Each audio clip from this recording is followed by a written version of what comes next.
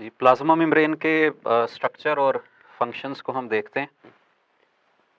Plasma membrane is the outer most boundary in animal cell while it is present inside the cell wall in case of plant cell. Chemically, it can be called as lipoprotein because it is mainly made up of lipids and proteins. So इसके major composition की तरफ अगर हम आ जाएं, यहाँ पर lipids मौजूद होंगे, प्रोटीन्स मौजूद होंगी, ये इनके मेन कंपोनेंट्स हैं।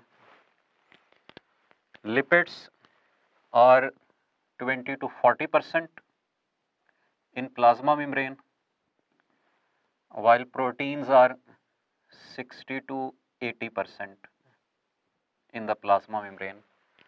So आप कह सकते हैं कि अमाउंट के लिहाज से most abundant component of the plasma membrane are proteins. और इसके अलावा there is also small amount of carbohydrates. सबसे कम अमाउंट अगर आपसे पूछ लें कि प्लाज्मा मेम्ब्रेन में इन तीन में से किनकी होगी, तो वो कार्बोहाइड्रेट्स होंगे।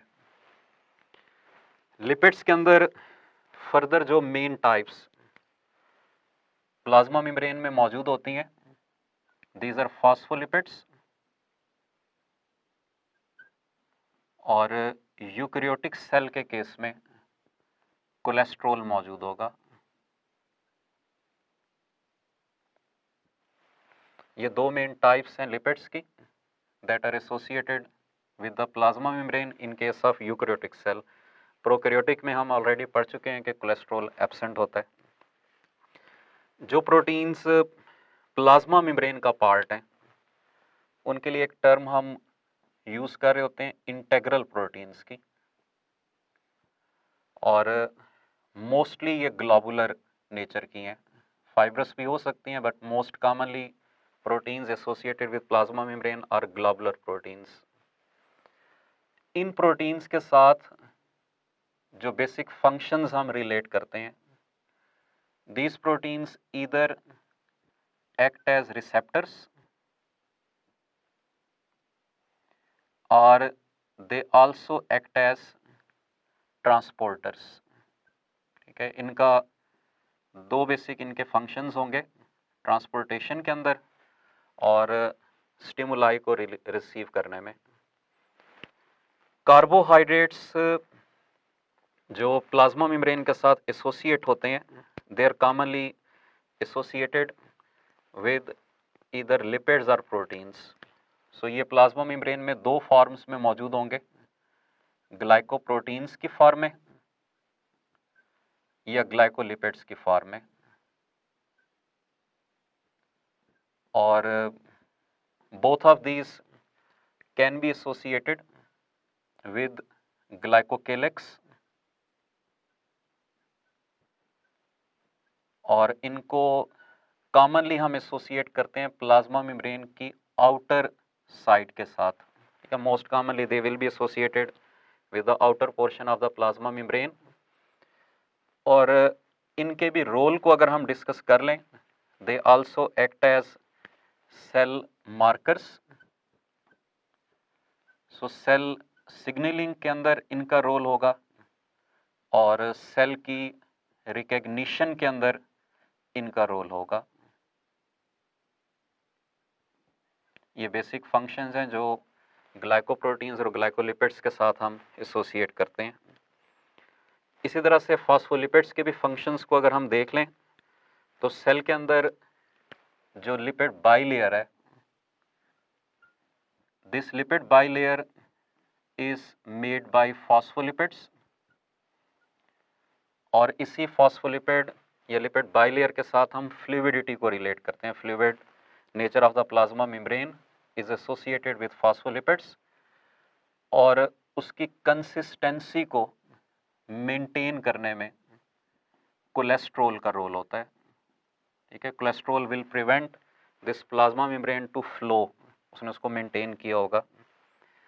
प्लाज्मा मेम्ब्रेन के साथ दो तरह के मॉडल्स हम एक्सप्लेन करते हैं। एक ओल्ड मॉडल है that is called as unit membrane model, पहले इसको हम डिस्कस कर लेते हैं कि unit membrane model plasma membrane के स्ट्रक्चर को किस तरह से एलैबोरेट करता है। इस मॉडल के मुताबिक plasma membrane is made up of lipid bilayer, और ये लिपिड बाइलेयर कौन से मॉलिक्यूल्स की बनी होगी? फॉस्फोलिपिड्स की।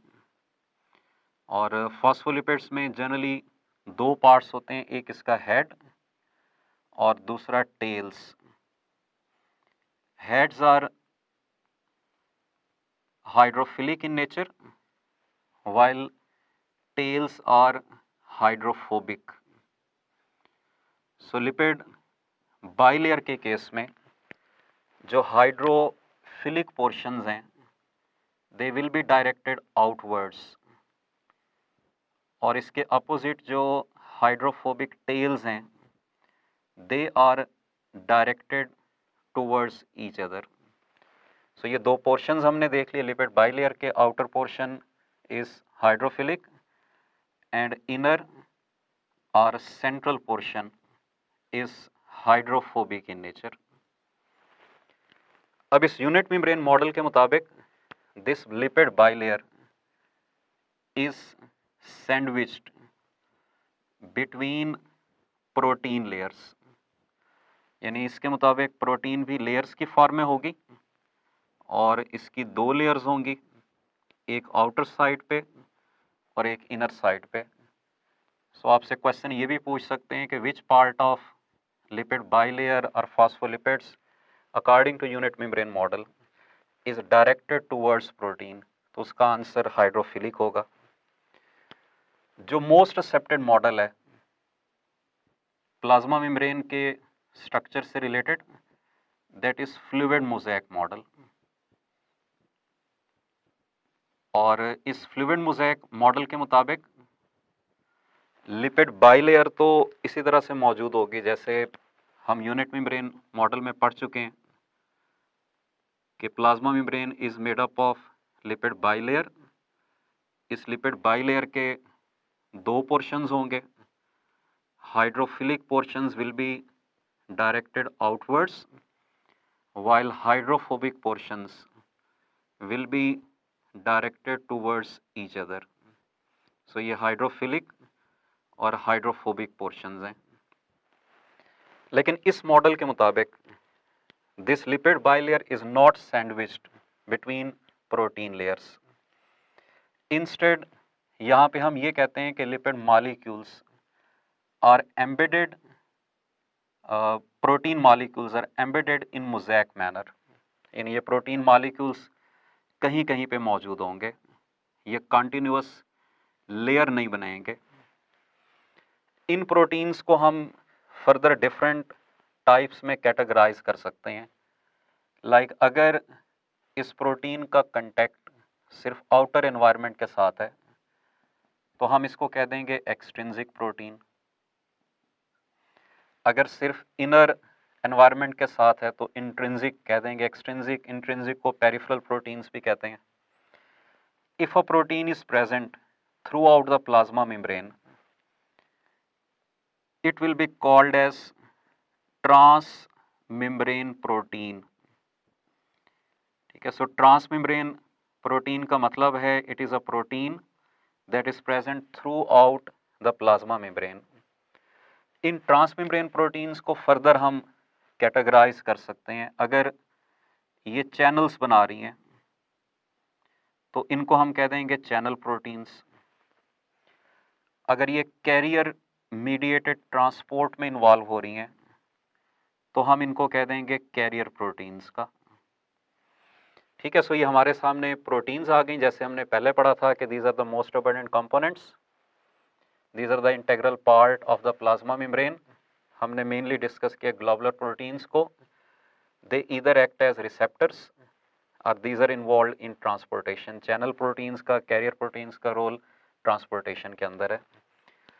तीसरा कंपोनेंट हमने कार्बोहाइड्रेट्स पढ़ा था, और कार्बोहाइड्रेट्स को हमने डिस्कस किया था कि these are either associated with the proteins forming glycoprotein और these are associated with the lipids forming glycolipids. ठीक है, सो सेल की आउटर सरफेस पे ये कॉमनली प्रेजेंट होंगे in the form of glycoproteins और ग्लाइकोलिपिड्स, और इनका बेसिक रोल होगा to act as cell markers और सेल सिग्नलिंग के अंदर। कोलेस्ट्रॉल मॉलिक्यूल्स स्मॉल अमाउंट में मौजूद होते हैं, commonly these are wedged between the phospholipid molecules, और जैसे हमने ऊपर पढ़ा है कि इनका बेसिक फंक्शन इस फ्लूइडिटी को मेंटेन करना है, इसको फ्लो होने से प्रिवेंट करना है।